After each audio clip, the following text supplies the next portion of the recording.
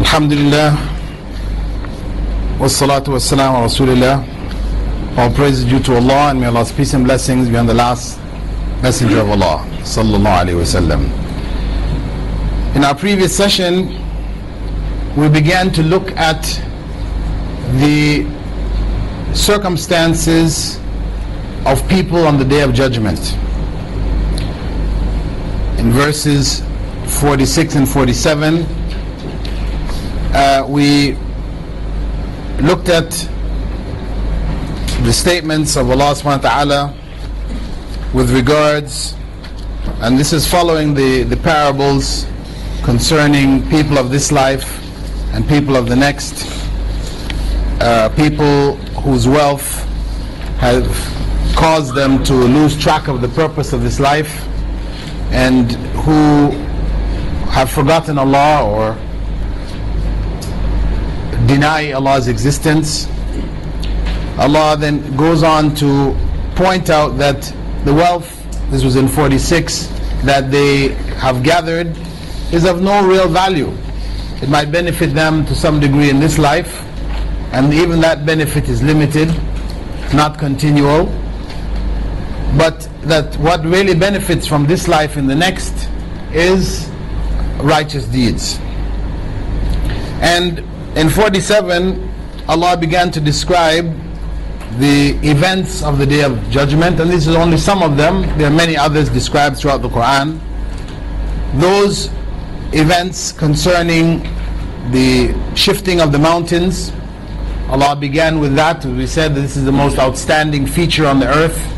It's great mountains that we consider to be so solid and so firm that Allah begins by describing them as being as shifting, as moving, as becoming soft in their appearance, like fluffed wool, and eventually disappearing, and the earth becoming flat and level plain. And at that point, people would be gathered. The resurrection would take place, and people would be gathered in the plain, on the earth which has been leveled, sometimes described as like a flat loaf of bread, that is Arab bread. And Allah rebukes those who claimed that they wouldn't be returned, that they would not have to come back to face judgment. He rebuked them, saying, describing first that they have come back as they were created. Oh, no, that we didn't get at that yet. Right. Okay, we went up as far as the fact that they would be gathered together and none would escape the gathering. Before going into 48, where Allah continues to describe how people are gathered, somebody had asked about the hadith I mentioned concerning the hornless rams and the horned rams, that they will be brought back, and the horned ram which defeated or knocked the hornless ram off the mountain would get knocked off the mountain by the hornless ram. I mentioned it was a hadith. It's found in Sahih Muslim, for those who wanted to follow up that particular hadith, in volume 4. This is of the English, hadith number 6252. The statement of the hadith, one of the narrations from Abu Huraira, is that you will return rights to their owners. You all will return rights to their owners on the day of resurrection, until retaliation will be given to the hornless ram from the horned ram. Going on to verse 48. وَعُرِضُوا عَلَى رَبِّكَ صَفًّا لَقَدْ جِئْتُمُونَا كَمَا خَلَقْنَاكُمْ أَوَّلَ مَرَّةٍ بَلْ زَعَمْتُمْ أَنْ لَنْ نَجْعَلَ لَكُمْ مَوْعِدًا. And they will be presented before your Lord in rows, and He will say, indeed you have come to me in the same way that I first created you, but you claimed that I had not set a time for us to meet. So after describing the gathering and the flattening of the earth, Allah begins to describe how human beings will be presented to Him. وَعُرِضُوا عَلَى رَبِّكَ صَفًّا, and they will be presented before your Lord in rows, which means that they will be lined up before Allah for judgment. However, though that presentation for judgment will be an open presentation before all of creation, this is only in the case of the disbelievers. For the true believers, Allah will take them aside and He will be alone with them, identifying their sins, and they will admit their sins to such a degree that the individual believer, having seen all of his sins or her sins, will feel that for sure they will be destroyed, that they have lost. They weren't aware of so many things, all of it recorded. And at that point, Allah subhanahu wa ta'ala will say to them, سَتَرْتُهَا عَلَيْكَ فِي الدُّنْيَا وَأَنَا أَغْفِرُهَا لَكَ الْيَوْمِ. I have hidden them for you in the world, and today I forgive you for them. I have hidden them for you in the world. In this world, these sins were hidden from people. They're sins which are known only to Allah subhanahu wa ta'ala. And for the believer, in the next life, Allah will forgive them of those sins. They will not be exposed to the creatures of the earth, as will be the case for the non-believers. Now, following that, the criminals, the evil ones, those who denied the messengers and rebelled against their Lord and were haughty, will be brought forth in chains as they are brought before Allah subhanahu wa ta'ala. وترى المجرمين يومئذ مقرنين في الأصفاد سرابيلهم من قطران وتغشى وجوههم النار. And you will see the criminals on that day bound in chains, their garments of pitch and their faces covered by fire. And the Almighty explained elsewhere concerning the presentation of the creatures before their Lord and what will be said to them is in Surah Hud, verses 18 and 19. And who does more wrong than he who invents a lie against Allah? Such will be brought before their Lord, and witnesses will say, these are the ones who lied against their Lord. No doubt, the curse of Allah is on the wrongdoers who hinder others from the path of Allah and seek in it crookedness while disbelieving in the hereafter. And due to the severity of the terror of that day, the nations and the people of the nations will fall to their knees when they are called forth to give account. Like a person on death row, when he is called, his time has come, his knees buckle, he falls down on his knees. You find in Surah Al-Jathiyah verse 28, Allah saying there, and you will see each nation humbled to their knees. Each nation will be called to its record. This day you will be rewarded for what you used to do. Allah goes on to say, لَقَدْ جِئْتُمُونَا كَمَا خَلَقْنَاكُمْ أَوَّلَ مَرَّةٍ. Indeed, you have come to me in the same way that I first created you.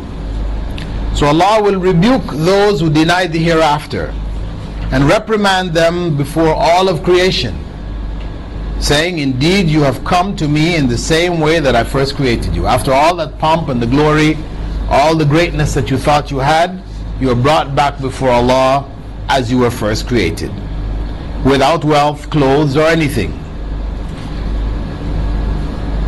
And in the Arabic, Allah subhanahu wa ta'ala uses لَقَدْ جِئْتُمُونَا, you have come to me, using a past tense, though he's speaking about the future.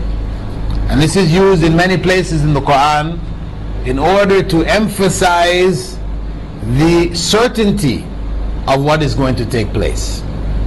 So he speaks about the future using the past. People, as we said, will return to him as he first created them. Even body parts which are lost in this life for one reason or another, whether it's circumcision or whatever, this will all come back. We come back before Allah uncircumcised. As the Prophet ﷺ said, mankind will be gathered barefooted, naked and uncircumcised. تُحْشَرُونَ حُفَاةً عُرَاةً غُرْلًا. When Aisha heard the Prophet ﷺ say that, she asked, O Messenger of Allah, will men and women stare at each other? You know, because of course in this life it's haram, you know, people are clothed. So isn't that going to create a situation? The Prophet ﷺ said, O Aisha, the situation will be too scary for that to be of any importance to them. Al-amru ashad min an what? Yuhimmuhum dhak. Al-amru ashad min an yuhimmuhum dhak. The situation will be too scary for that to be of any importance to them.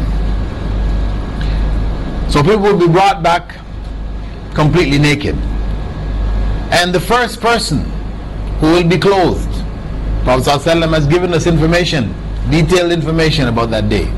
The first person who will be clothed, of course everybody here is ready to say Prophet Muhammad ﷺ, but it's not.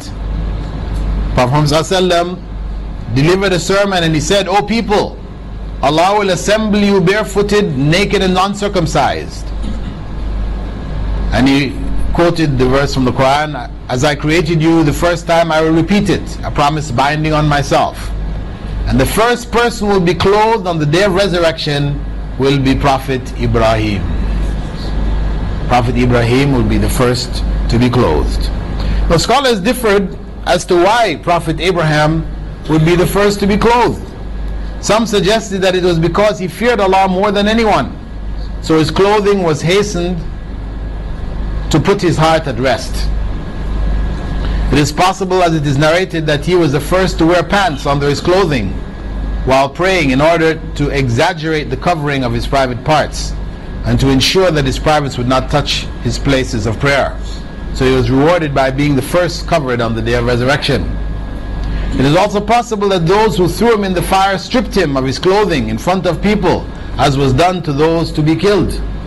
So he was rewarded with being the first to be clothed on the day of resurrection before all the witnesses. And this, according to some of the scholars anyway, is the best explanation. And there are some authentic texts which indicate that people will be resurrected with clothing on. So though we have these clear texts indicating that they will be naked and Abraham will be the first to be covered, we have a text from the Prophet ﷺ narrated by Abu Sa'id al-Khudri when he was on his deathbed, because he called for new clothes to be put on, and he told the people around him that he heard the Prophet ﷺ said, إن الميت يبعث في ثيابه التي يموت فيها. Indeed, the dead will be resurrected in the clothes in which they die. Imam al-Bayhaqi, he resolved the apparent conflict between these from three perspectives. One, that the clothes will disintegrate after they stand up from their graves. So they will be naked at the place of assembly, then they will be clothed in the clothes of paradise. So at the time of initial resurrection, they're coming up with clothes on, but then this will disintegrate. The second explanation was that when the prophets, the truthful, righteous, then those after them, according to their ranks, are clothed, each person will wear clothes like those in which he died. And in the clothing that they do, they are resurrected naked, as the Prophet ﷺ said, as it appears from Allah subhanahu wa ta'ala's statements, that then when they're clothed, the clothing that they will be getting will be the clothing that they were buried in. Then they will enter paradise and they will wear the clothes of paradise. The third explanation is that the meaning of clothes here refers to their deeds. The meaning of clothes here refers to their deeds.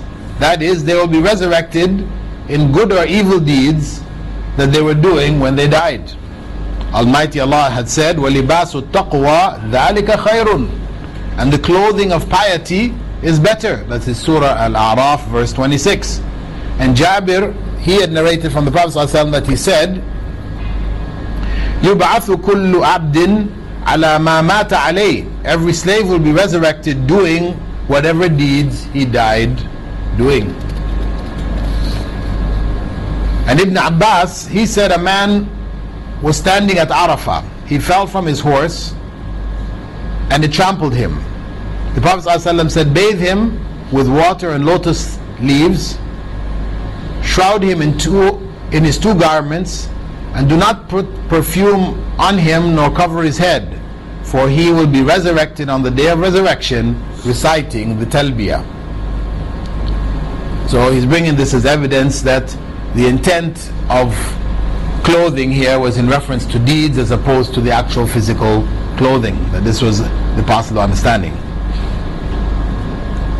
He went on to say, Al-Bayhaqi went on to say, it should not be understood that the slave will be resurrected in the clothing in which he was shrouded in or in which he died. He is resurrected in the state of his faith or disbelief, his certainty or doubt in which he died, and doing the deeds he was doing at the time of his death.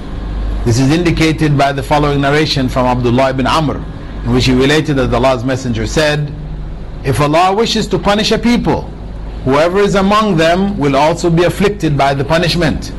Then they will be resurrected according to their deeds. If Allah wishes to punish a people, whoever is among them will also be afflicted by the punishment, meaning if there are righteous people amongst them, they will also be subject to that punishment. However, they will be resurrected according to their deeds.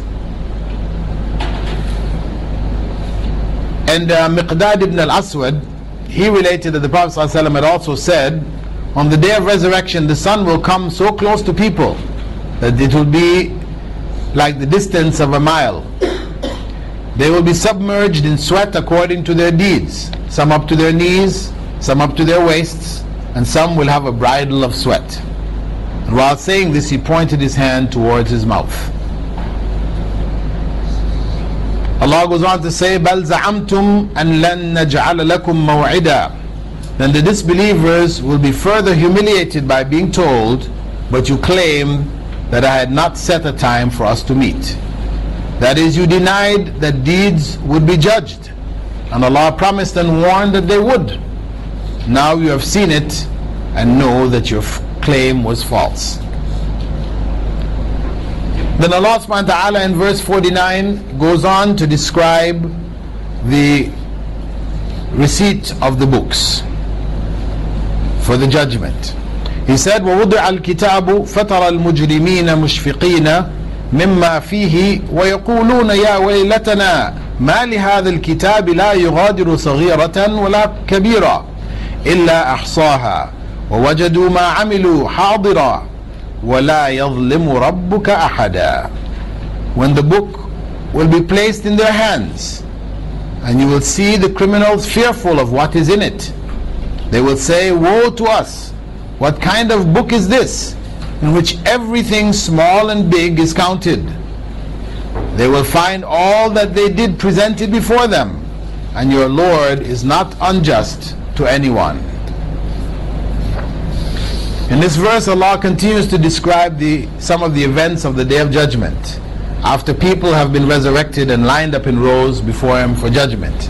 And we note that really in the Quran, Allah describes elements of the Day of Judgment in different places, and He repeats them in different ways.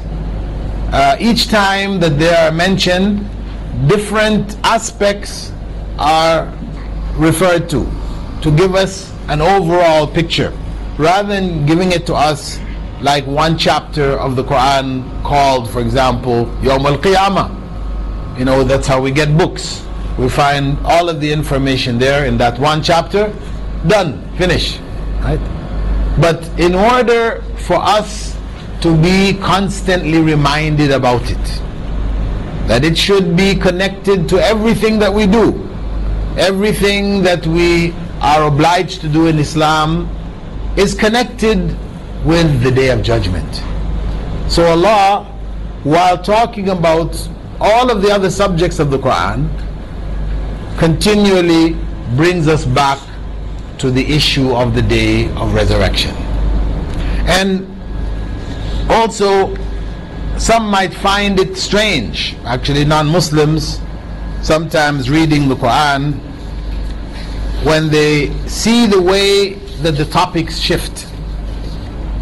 We were talking about the people and the garden, then we shifted over to the resurrection, then after this we were shifting over to Allah telling the angels to bow, and after that, you know, going into another topic and another topic. We find the Quran shifting from topic to topic.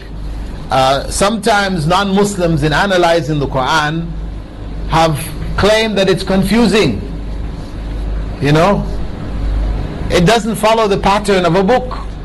They're used to reading a book where you begin, characters are introduced, storyline is developed, climax, and then, you know, tapering off to your conclusions, etc. That's the norm. And we can find that, for example, in Surah Yusuf. Basically, that surah does follow that pattern, but it's only a surah. And still, even though it follows that pattern in general, there are things popping in at different points in the story. So how do we explain to them, why is it like this? I mean, for them it's just that Muhammad ﷺ was confused. You know, he didn't know what to write about, so he just wrote about everything that came to his head. Well, actually, the point is that the Quran is a Quran which is a recitation, something which has been recited to us. Allah subhanahu wa ta'ala is speaking to us, addressing us. And if we observe how people speak, do we speak like books that we write? Do you find a person sitting down and telling you a whole story? I mean, unless you're telling a kid a story. But the norm, when we sit down to talk, we don't talk like books. We start talking about something, then we may shift to something else, and we shift to something else, and, you know, we move around. And if we have a general idea we're trying to get across, we might repeat it, you know, in different points as we're talking to people. So what is happening is that the Quran is Allah talking to us directly. So He talks to us the way we talk. Our ideas are shifting, but there is a main theme. Because when we sit down to talk to people, most often we have something basic, something central that we want to try to get across. And in order to get that basic and that central idea across, we express whatever we're talking about. Even though we might shift the topic, we express it within those topics. And if we understand what is the main theme of the Quran, then everything gets linked together. The main theme of the Quran, or we could say the focus of the Quran, is on human beings. It's all about humankind. Humankind in their relationship to Allah, in their relationship to other human beings around them, and in the world in which they live. So whatever Allah speaks about, somewhere or another it is related back to us as human beings.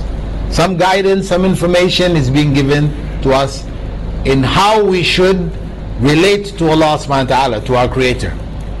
How we should communicate and deal with other human beings around us in this world. And the world in which we live, what we should take from this world, from the history that we have collected, from the signs that Allah has left in the creation. All of this is geared towards developing the individual. So the theme is really guidance for human beings. If we keep that in mind, then all of the switching and changing of topics all come together. Because no matter where the topics go, that essential message is there.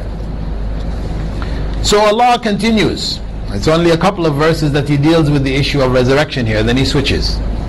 وَوُضِعَ الْكِتَابِ, then the book will be placed in their hands, meaning that the books of deeds will be distributed among people, some receiving it in their right hands and others in their left hands. But Allah said the book. How did we go from the book to books? Well, the term book here, the book, Al-Kitab, is looked at as really a class. The class of books which records the deeds. So it's not talking about an individual book, but the category of all these books come together in one category, the category of the recorded deeds. Right? So Allah refers to it as the book.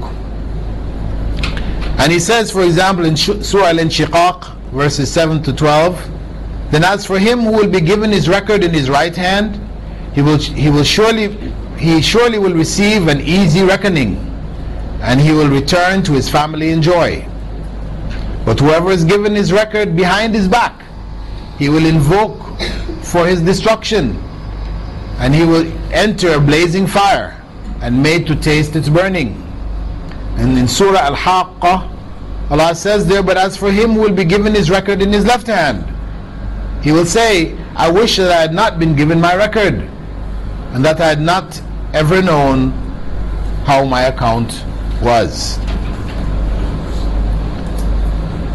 So the books will be distributed, some in the right hands and some in the left hands. And those people who are attacking the Quran for contradictions, as contradictions, thousands of contradictions have been shown in the Bible, in order to try to respond to this, missionaries have made an effort to find contradictions in the Quran, because Allah challenges people to find contradictions in the Quran. Right? So they say, here's a contradiction. In one place it says they will receive the book of deeds in the left hand, the bad people, the criminals. In another place it says they will receive it behind the backs. Do they receive it in the left hand, or do they receive it behind their backs? See, they've tried to find a contradiction here. But what is the solution for that? Very simple. What is the solution?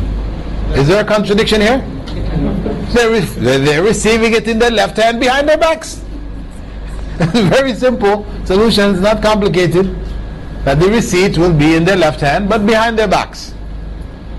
They will try to hide from it. They don't want to receive it, so it's not going in their right hand, it has to go in their left hand. So they try to put their hand there so it won't come to them, but no, it's coming to them anyway in their left hand but behind their backs. And in Surah Al-Isra, Allah says there, وَكُلَّ إِنسَانٍ أَلْزَمْنَاهُ طَائِرَهُ فِي عُنُقِهِ وَنُخْرِجُ لَهُ يَوْمَ الْقِيَامَةِ كِتَابًا يَلْقَاهُ مَنْشُورًا. I have fastened every person's deeds to his neck. On the day of resurrection, I will bring out a book for him which he will find wide open. He will be told, read your book. You are sufficient as a reckoner against yourself today. So each person will see his or her deeds, and they will be able to judge themselves. This is the completeness, this is the expression of the completeness of Allah's justice. We will all know where we are headed. We will know that we put ourselves wherever we have ended. We will know that if we're going towards paradise, it is by the grace of Allah, in spite of what we have done. And if we're going to hell, we will know that we're going to hell because of what we have chosen, in spite of the options we had not to go there. So Allah goes on to say, وَتَرَى الْمُجْرِمِينَ مُشْفِقِينَ مِمَّا فِيهِ. And you will see the criminals fearful of what is in it. Means that the people will see the disbelievers afraid about the exposure of the evil records in their books, because they know what they have done. For the evil person, for the believers, they may not know, thinking that they have tried to do the best they could. The evil which is in their books, it comes as a surprise to them. For the disbeliever, it's no surprise, because they know what they did even before the books are brought. And they will say, as Allah goes on to say, وَيَقُولُونَ يَا وَيْلَتَنَا مَا لِهَذَا الْكِتَابِ لَا يُغَادِرُ صَغِيرَةً وَلَا كَبِيرًا إِلَّا أَحْصَاهَا. And they will say, woe to us, what kind of book is this in which everything small and big is counted? Nothing escapes the count. And small and big here refer to major and minor sins. Small sins, minor sins, and the big referring to the major sins. Now, of course, scholars, in terms of defining what is a major sin, they have different. You'll find different opinions relative to different scholars. Prophet Muhammad has made reference to sab'a mubiqat, 7 destructive sins, but that in itself does not represent the totality of what we would call the major sins. In fact, some scholars have written books on al-kaba'ir, whole texts on it. Anyway, what we can note here is that Allah mentions here, these people are saying that everything small and big is counted. Normally we'd say big and small, the big and even the small, but they start with the small, then go on to the big. And Allah subhanahu wa ta'ala had said in Surah An-Nisa, إن تجتنبوا كبائر ما تنهون عنه نكفر عنكم سيئاتكم وندخلكم مدخلا كريما. If you avoid the major sins which you have been forbidden to do, I will absolve you from your small sins and admit you into a noble entrance, into paradise. So, relative to the major and minor, Allah has promised that if we avoid the major sins, that He will forgive us of our minor sins. However, still the issue of why the minor mentioned before the major. Some scholars have pointed out, Imam al-Shanqiti himself pointed out, that the mention of the minor sins before the major implies that we need to take care regarding them, to take special care regarding the minor sins. Muhaqqarat al-dhunub, the sins which we considered so small, they're minor. It's only listening to music. Music doesn't really create major. It's only smoking a cigarette. There's a bunch of little sins. It's only shaking hands of women. We're only shaking their hands. We're not kissing or hugging, and the things haram, clearly haram, but this is a small one. We have a variety of things. It's only a white lie, meaning a small lie. We have a variety of these things that we disregard. We count them as small sins, minor sins. Nothing worth jumping up and down about, really. Even, for example, wearing, for men, because we always talk about hijab of women, wearing one's garments above one's ankles. Minor. Usually if somebody mentions this, people say, hey, people are being killed in Kashmir, in Chechnya, in Iraq, and you're talking about wearing your pants above your ankles?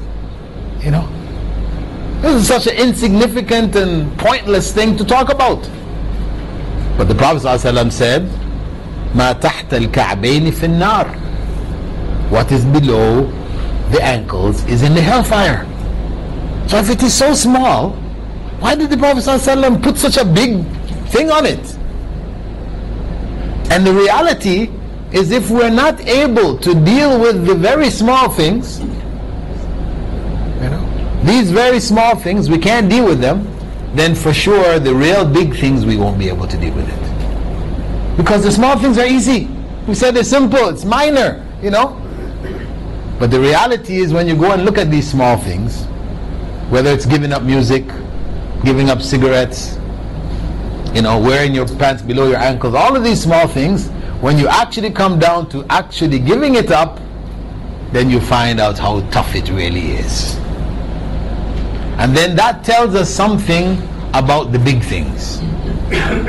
Those big things that we are doing, we're trying to do these big things, but for sure if we look into these big things, we will find that the quality of the big things is deficient. It is poor. It's questionable whether it is even acceptable to Allah. Yes, we're praying 5 times a day. We are praying 5 times a day. But then we look at each salah that we're making, how we make it. We can't even remember what surahs we read after Fatiha in it.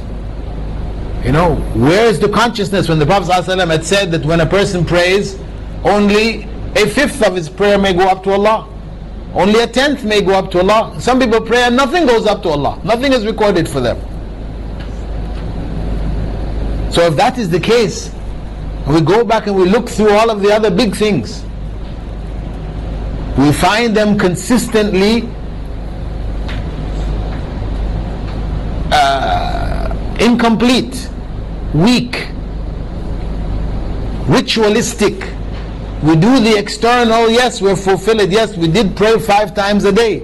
But those prayers which are of no value, then what is the point of saying we prayed 5 times a day?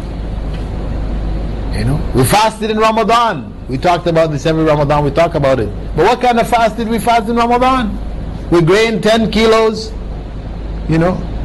Taraweeh, we were half asleep. We went through the motions. Yes, we did Taraweeh, we did Witr, we did fast. But physically, yes. But spiritually, did we improve at the end of Ramadan? Did we feel ourselves better people than we were when we went in? Or is it we're back to where we were? The next year comes along, we're starting back as if we just started back from the same place we started last year. Same problems, same issues, same spiritual, emotional, psychological, deficiencies, same. So then what was the point of that fast?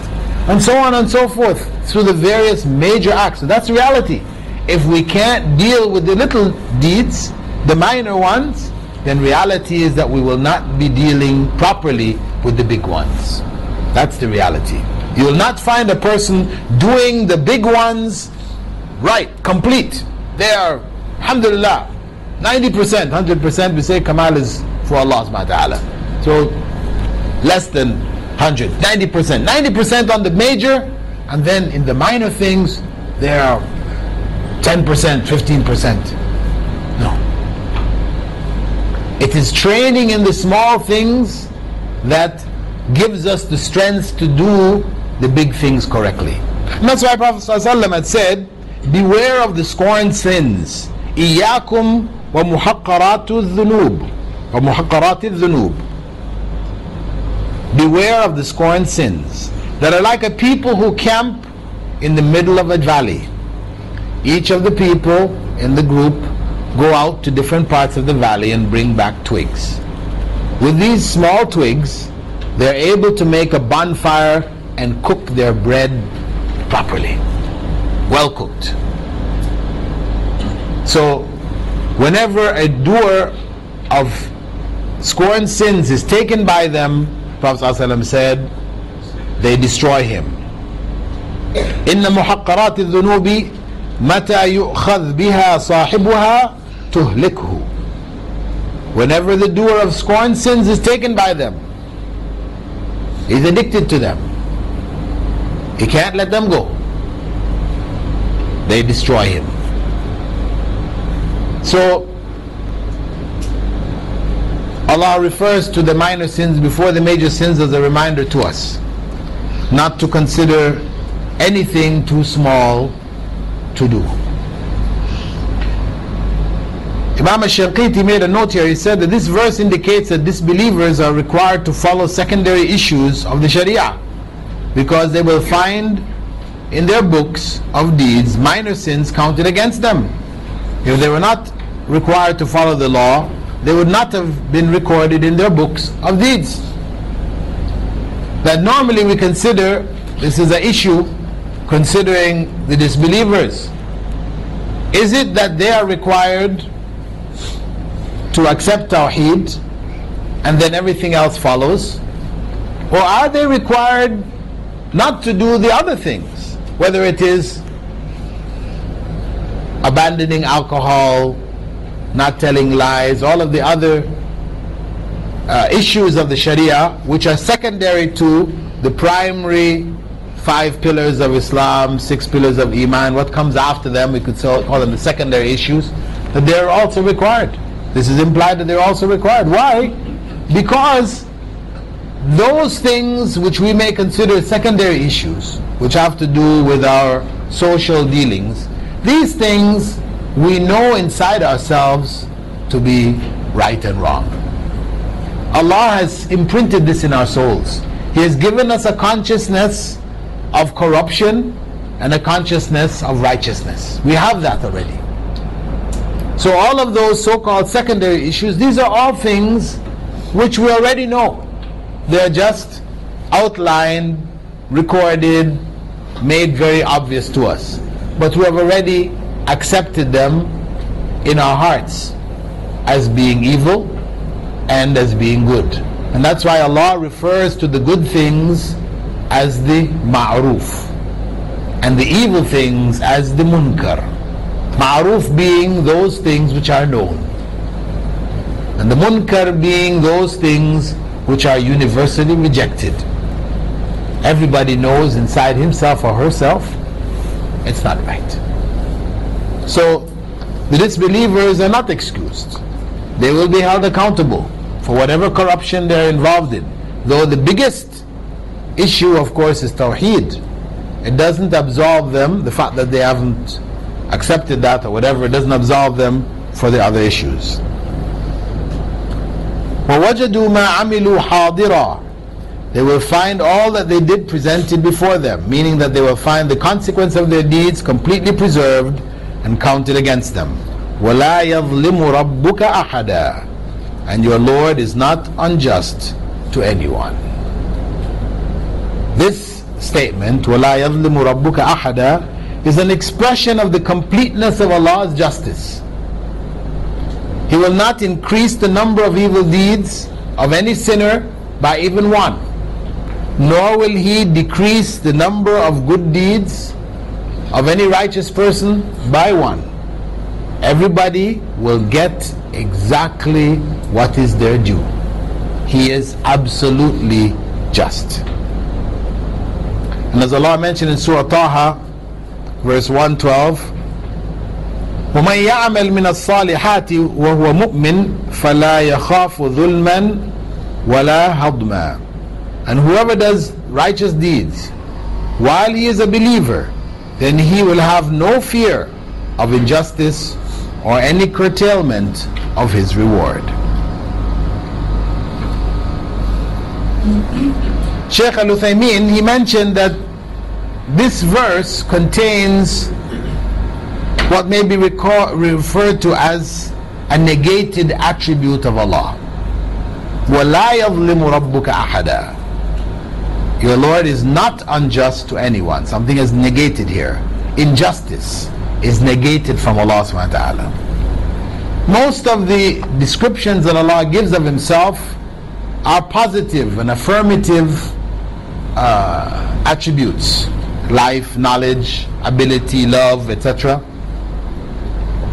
But there are a few attributes which involve negation of certain qualities from Allah subhanahu wa ta'ala.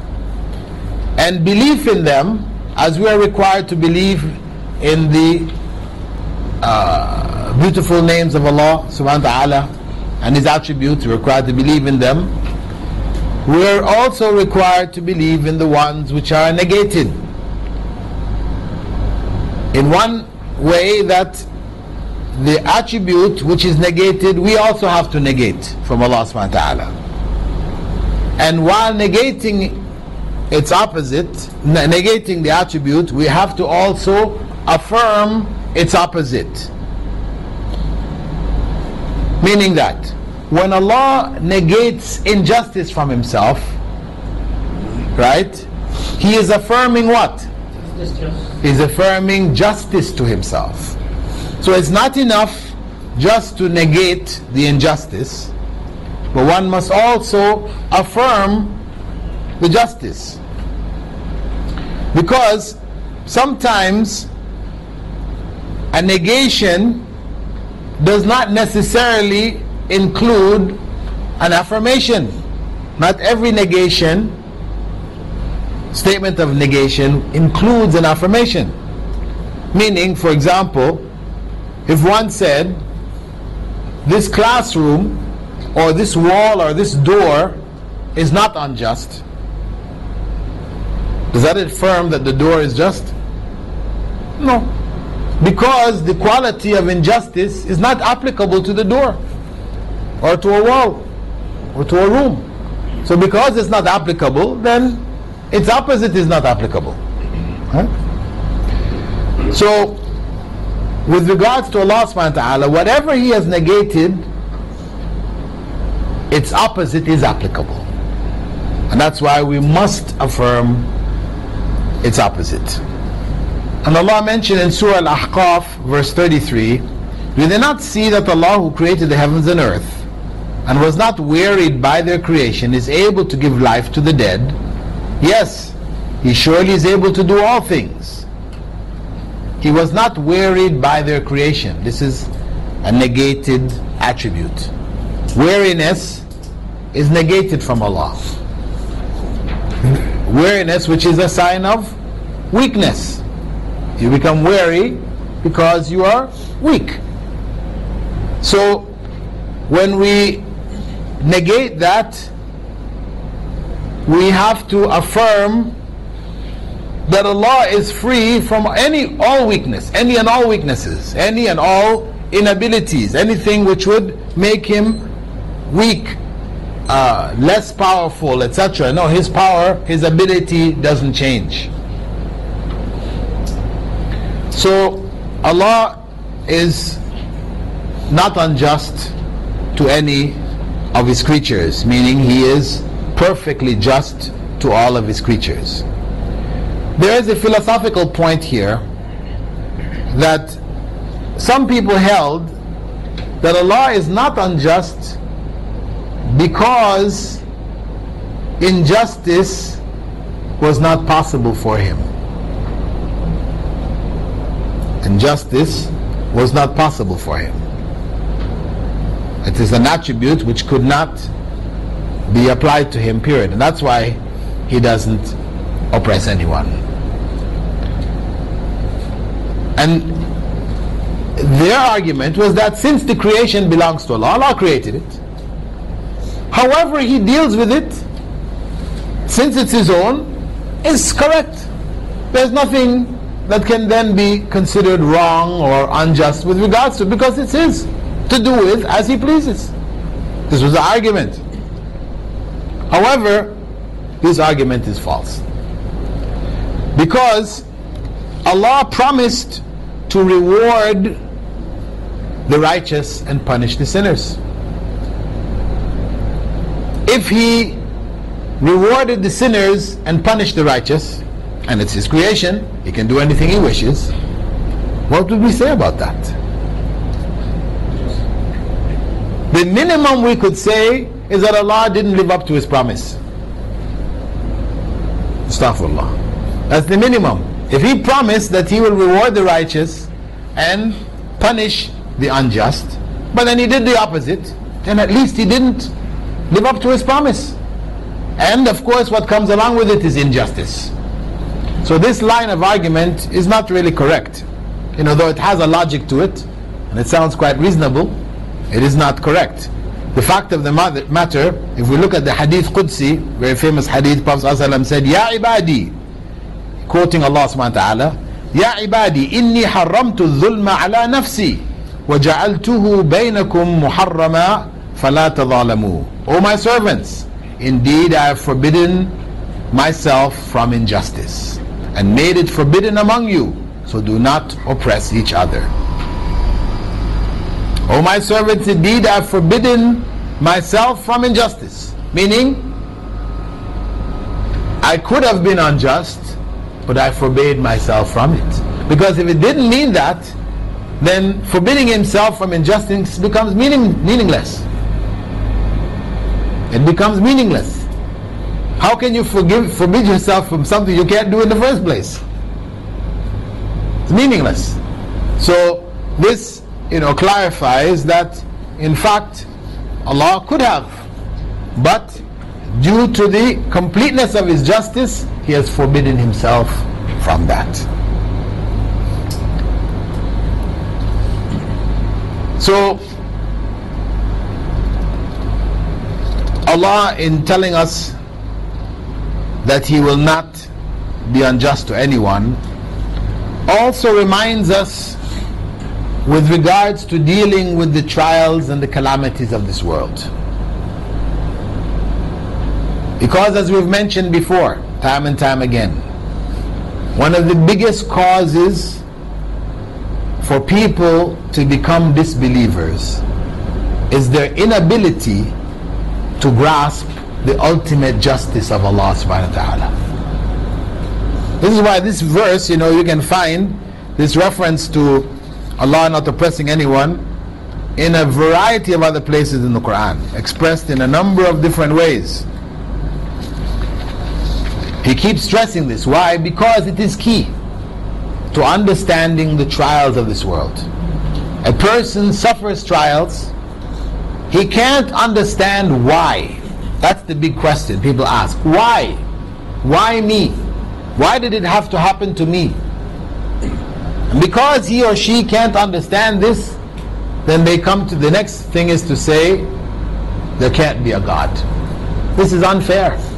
This is unjust. And if there is a God, God has to be just, and there's no justice here. So there can't possibly be a God. This is the common road to disbelief. That's why Allah stresses that He is not unjust to anyone. So if people suffer a calamity, we have to believe that either those people deserved it, right? And Allah says in a number of places in the Quran that whatever befalls you is what your hands have done, what your own hands have wrought. Or those people, or some of those people, were righteous people amongst the corrupt people. So for the righteous, it is a trial. A trial to elevate their status of faith. Because this is the nature of trials in the world for the believer, that his or her faith increases with trials. The Prophet ﷺ was asked, who receives the most trials in this world? And he said, the prophets and those most like them. So if the prophets alayhimussalam were the ones who suffered the most trials, then it means trials are actually a good thing. Though we tend to look at it as something evil. Not that we long for trials. We shouldn't. Prophet ﷺ had also told us, don't, pray, ask to meet the enemy. If it comes, it comes. Don't pray for it. Like people get very bold, say, I want to, get out there and kill me a few Jews, and things like this. Statements, they feel they're, ready, puffed up, ready to go fight jihad or whatever, and so they're, asking Allah to bring them on, But the reality is, when they come on, right, and the trial comes, will they be able to stand? Right? In fact, you end up finding them turning and running. That's reality. So the Prophet ﷺ said, don't seek hope to meet the enemy. If Allah has destined it for you, then be patient when it comes, because that's what's going to be required. Patience. The false courage of, calling for the enemy. It's easy to say. As they say, actions speak louder than words, right? So the point is that tragedies are for the growth of the individual. When we look at the tragedies around us, we recognize Allah does not oppress anyone, no matter how unfair it might seem. A child afflicted with disease, retardation, variety of things. You say, what did that child do to deserve this? If you try to go there, you get lost. What you have to believe is that for that child, what happened there was best. Whether it was best for the child, relative to the child itself, or relative to the parents, as in the case of Prophet Musa and Khidr, when Khidr killed the boy. That was the same thing, isn't it? What we say, we found that boy killed. Why? Who killed this child? Where is the justice? This is unfair. This is wrong. It's evil. But Allah removed that child to protect the parents. Basically, we've come to the end of this verse 48. So we'll leave the next, 49. We'll leave verse 50 and 51, which involve a shift to the next session, inshallah. From this point here, we can take any questions you have on what we have covered. Remembering that what is being discussed here are some of the signs of the Day of Judgment. The descriptions as reminders to us of its closeness, that we should keep the resurrection, the judgment in our minds all the time. This is why Allah subhanahu wa ta'ala, through His Prophet, made belief in the resurrection, the judgment, one of the pillars of faith, without which a person is not a believer. That it is essential for us in both this life and the next. It will determine how our next life will be. The degree to which we are able to accept the resurrection and judgment in our hearts, the degree to which we are able to make it real, to go beyond the facts and the figures and the information that we have in the Quran and the Sunnah, and reach the emotional and spiritual heights that this information is supposed to produce in us. Any questions? Go ahead, brother. You said verse 48, yes, applying to disbelievers, and you quoted another verse which said about, a private meeting for the believers. Okay, a brother asked about verse 48. He thought that I said that this verse applies to the disbelievers. However, that's not the case. It applies to both the believers and the disbelievers.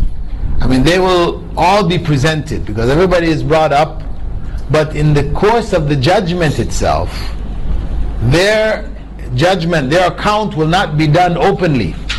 See, the disbelievers, where now but you claim that I had not set a time for us to meet. Who is claiming this? This is obviously the disbelievers, not the believers claiming this.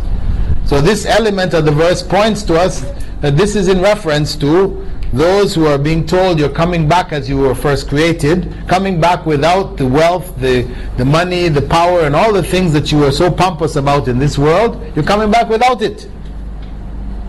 This is not a statement directed to the believers. But the first part, they will be presented before your Lord. This is everybody. Everybody will be brought up before. But the actual judgment, the disbelievers will be openly judged. This will be part of their humiliation on that day. Allah will humiliate them, right? Whereas the believers will be spared the humiliation. So they will be taken aside by Allah, their deeds dictated to them, and they will admit these deeds. And we said, until the person will fear that they will be destroyed. And then Allah will say, as we hid them from you in this life, we will forgive them from you or for you in this next life. Was that a reference? Oh, that reference of the forgiveness, this is a hadith. It is found in Sahih al-Bukhari and in Sahih Muslim. Right? I have hidden them for you in the world, and today I will forgive you for them. Right? This is a hadith, statement of the Prophet ﷺ. Bukhari volume 3, hadith number 621, and Sahih Muslim volume 4, hadith number 6669. I have a question on the issue. I've been asked by non-Muslims about the issue of Iman and good works, that is the means to salvation. But then they keep asking, well, why is it that we have to rely on the mercy of Allah? About this question, commonly raised, if in Islam we have salvation through deeds, that your works will save you, why then is the issue of reliance on Allah's mercy? Well, Prophet Muhammad ﷺ had said, no one would enter paradise merely by his deeds or her deeds. And when he was asked, even you, O Messenger of Allah, he said, even I. If it were not for Allah's grace, not even I. But the point is that the grace of Allah is connected to our deeds. It is not an arbitrary grace where the evil individual gets Allah's grace and he is rewarded, that we spoke about before, and the righteous individual doesn't get Allah's grace and he's punished. This is injustice. This is unfairness. In their system, it works. It works. That's how the grace operates. Grace comes on you, you're saved, no matter what you do. From the Islamic perspective, the grace is that Allah multiplies the value of good deeds, while holding the value of evil deeds as one for one. That's where Allah's grace comes. A good deed is 10 times, at least 10 times its value. So it is capable of erasing 10 evil deeds, equivalent value. So this is grace. This is the mercy of Allah. Without that mercy, if it was just one for one, nobody would make it. That's the point. You got this verse from surah Kullu insanin alzamnahu ta'irahu. Can you elaborate on this one? Because it says something that it is what the deeds of the person, their hangs on his neck. Brother is asking for further elaboration concerning the verse 13 in Surah Al-Isra, وَكُلُّ إِنسَانٍ أَلْزَمْنَاهُ طَائِرَهُ فِي عُنُقِهِ. I have fastened every person's deeds to his neck. Meaning that they are inescapable. That they are inescapable. This is metaphorical language. You know, it is tied to your neck. Allah says, don't, remember he talks about, don't put your hand out wide open in giving, nor be stingy and tied to your neck. So this expression of neck, meaning referring to it being held close to you, you know, you're not away from yourself, close to you. So in that same way, the deeds will be stuck to us. They're inescapable. Every person will have his deeds connected. That's why Allah describes even the body parts giving witness against us. The skin, the hands, you know, and we will question, why are you giving witness against Allah? Gave them the ability to speak. It is there from Allah. And this is parts of our own body, so close to us, which we thought was ours, yet it will be giving witness against us on the Day of Judgment. Okay, if there are no further questions, those of you that have emails should have received an email that today, inshallah, is the aqiqah of my daughter Iman, who was born on Saturday, as well as the aqiqah for brother Ahmed Cleaver, whose daughter Khadija was born on Thursday. So we have a double aqiqah today. The aqiqah, for those of you that are not familiar with it, is the rights for the newborn, the child, when it reaches the 7th day, that it is as a male circumcised, as a female could be or could not. The hair is cut off the head, it's weighed, and its value in silver is given in charity. it is named, and an animal is slaughtered for it. The aqiqah actually refers to the hair itself, which is removed. Prophet Muhammad ﷺ did aqiqah for himself because it wasn't done for him as a child. And it is highly recommended, slaughtering the animal and feeding the community, eating from it oneself, giving thanks to Allah subhanahu wa ta'ala for the child, and also the spilling of the blood is representative of sacrificing a part of one's wealth for the pleasure of Allah subhanahu wa ta'ala. So I invite you all after the Salatul Isha. So no questions. Subhanakallahumma wa bihamdika ashhadu an la ilaha illa ant nastaghfiruka wa natubu ilayk.